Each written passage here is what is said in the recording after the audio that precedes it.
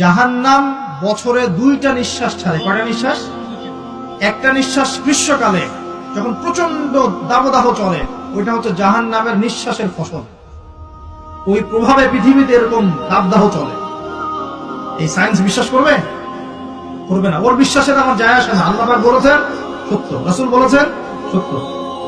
আরেকটা হচ্ছে শীতকালে যখন প্রচন্ড ঠান্ডা, তখন শীতকালে জাহান্নামের এমন একটা জায়গা আছে যেটা কিন্তু শীতল জায়গা।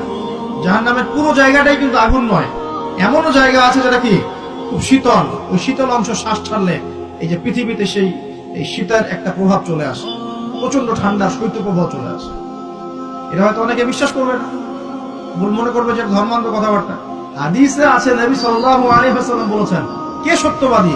এই পুরো সভ্যতা না রাসূল সাল্লাল্লাহু আলাইহি ওয়াসাল্লাম? এই বিশ্বের সমস্ত মানুষ সত্যবাদী বেশি না আল্লাহ রাসূল বেশি সত্যবাদী? বাস, আর কোনো দরকার আছে কথা?